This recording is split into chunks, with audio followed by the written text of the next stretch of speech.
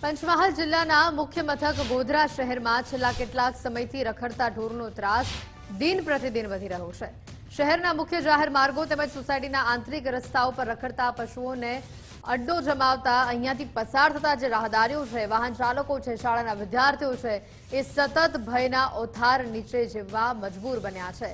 એક તરફ શહેરમાં ફ્લાયઓવર બ્રિજની કામગીરીના કારણે ટ્રાફિક સમસ્યા વકરે છે, તો બીજી બાજુ પિંક ની અંદર પશુઓ માર્ગ વચ્ચે આવી જતા ટ્રાફિક પોલીસે ટ્રાફિક નિયમન છોડીને પશુઓ દૂર કરવા માટે ત્યાં ફરવું પડે છે।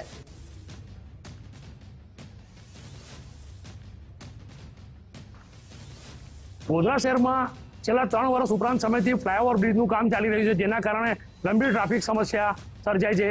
આ ઉપરાંત ગોધરા શહેરના બામરોલી રોડ સહિતના મુખ્ય માર્ગો, સોસાયટી વિસ્તારના માર્ગો પર રખડતા પશુઓએ અડીંગો જમાવ્યો છે, જેના કારણે રોજબરોજ નાના મોટા અકસ્માતો થતા હોય છે। અકસ્માતોની સતત દહેશત છે, ત્યારે ગોધરા નગરપાલિકા દ્વારા આ રખડતા પશુઓને પકડવા માટે માત્ર ફોટો સેશન નાટક જ કરવામાં આવે છે। ચોમાસું આવે ત્યારે મૂગા પશુઓ રોડ પર આવી જાય છે। મૂગા પશુઓ રોડ પર આવી જતા નાના બાળકો, મોટાઓ, સિનિયર સિટીઝનો સોસાયટી વિસ્તારની અંદર પશુઓ આમથી તેમ ફરતા હોય છે, તો જેને જે ત્રાહિમામ પ્રજા પોકારી રહી છે। આ પશુઓ પકડવા માટે નગરપાલિકાના કર્મચારી રાખવામાં આવે છે, પરંતુ તેઓ ખાલી હાંકી કાઢીને થોડો સમય રાખવામાં આવે છે અને પછી જતા રહે છે। ખરેખર આ મૂગા પશુઓને પાંજરે પૂરી અને તેમને ઢોરવાડામાં લઈ જવા જોઈએ અથવા તેમના માલિકો સામે કાયદેસરના પગલાં લેવા જોઈએ। તો ગોધરાના મુખ્ય માર્ગો પર રખડતા ઢોરથી ભાગદોડના કારણે અનેક અકસ્માતો સર્જાય છે। તાજેતરમાં જ રખડતા ઢોરની ટક્કરથી એક્ટિવા સવાર દંપતી નીચે પટકાતા ઈજાગ્રસ્ત થયું હતી અને જે ઘટનાના સીસીટીવી પણ સામે આવ્યા હતા। બામરોલી રોડ પરથી પસાર થતા જિજ્ઞાબા નામના મહિલાને પણ રખડતા ઢોરે ટક્કર મારતા મોં અને પગના ભાગે તેમને ગંભીર ઈજા થઈ, જેના કારણે તેઓ છેલ્લા 20 દિવસથી નોકરી અને ઘરકામને અસર તેમના પડી રહી છે। અગાઉ વાવડી વિસ્તારમાં એસટી બસની રાહ જોઈને ઉભેલી એક મહિલાને પણ રખડતા ઢોરે અડફેટે લીધી હતી। ગોધરા શહેરમાં સવારથી શહેરના ભરચક ગણાતા વિસ્તાર, bus stand, civil hospital, Bamroli road, Dahod road, Samratnagar જેવા સ્થળોએ સવારથી મૂગા ઢોરો ટોળામાં બેઠેલા જોવા મળે છે, જેને કારણે પ્રજા ત્રાહિમામ પોકારી ગઈ છે। સિનિયર સિટીઝનો હેરાન થઈ રહ્યા છે, બાળકો હેરાન થઈ રહ્યા છે।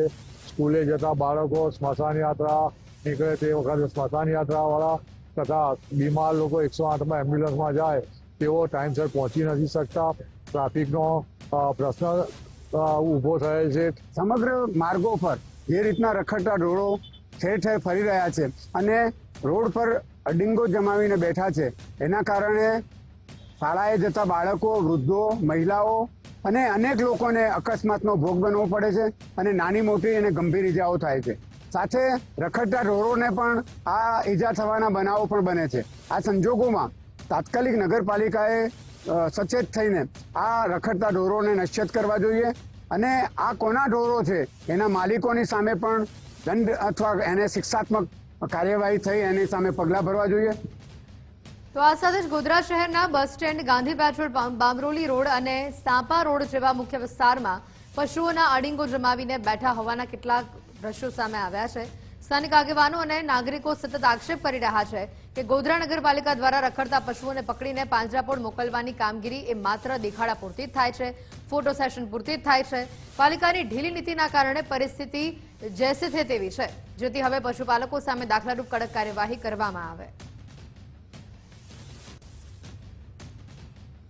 હું જ બામરોલી રોડ ઉપર થઈ મારા જોબ પર જતી હતી ત્યારે સામેથી 20-25 ગાયોનું ટોળું સામે આવ્યું અને 2-3 ગાયો વાછડા ઉછળીને હું એક્ટિવા લઈને જતી હતી તો મારી ઉપર આવ્યા અને મને મોં ઉપર અને પગે ઈજા પહોંચી અને મને પગમાં 5 ટાંકા આવ્યા છે અને મોં ઉપર બી ઘણું બધું વાગ્યું હતું। જો આવી રીતે જ રોડ ઉપર ગાયો અને ટોળા દોડતા રહેશે તો બીજા ઘણા લોકોને બી નુકસાન થાય છે, પણ તંત્ર કોઈ આની જવાબદારી લેતું નથી અને આગામી ટાઈમમાં બી જો આનું તંત્ર જવાબદારી નહીં લે તો ઘણું નુકસાન થાય એવું છે। જે પશુપાલકો ઝઘડો કરે એમને છોડાઈ ગયા છે લોકો, અને આગળ એ લોકોને અમે મિટિંગ કરી લઈ પશુપાલકો સાથે કે હવે પછી જો પશુપાલકો ગાયો છોડશે તો કડકમાં કડક કાર્યવાહી કરવામાં આવશે અને અમે પાંજરાપોળ ખાતે મોકલી આપીશું। બીજું કે અમે મેઇન રોડ ઉપર તથા સોસાયટી વિસ્તારમાં જે પણ પશુપાલકો ગાયો છોડશે તો તેમને કાર્યવાહી કરવામાં આવશે અને દંડ પણ કરવામાં આવશે. તો આ સમગ્ર મામલે ગોધરા નગરપાલિકાના અધિકારી જણાવે છે કે પશુ માલિકો સાથે પરામર્શ બેઠક યોજીને પશુઓ ખુલ્લા ન છોડવા સૂચના અપાઈ છે અને રખડતા પશુઓ માર્ગ પર ન આવે તેના માટે તકેદારી રાખવા પણ કહ્યું છે. જો કે પાલિકાના અધિકારીઓએ સ્વીકાર પણ કર્યો કે જ્યારે પણ ટીમ માર્ગ પરથી પશુઓ પકડવા જાય છે ત્યારે કેટલાક દાદાગીરી કરતા પશુ માલિકો આવીને જબરદસ્તી પોતાના પશુઓ છોડાવી જાય છે.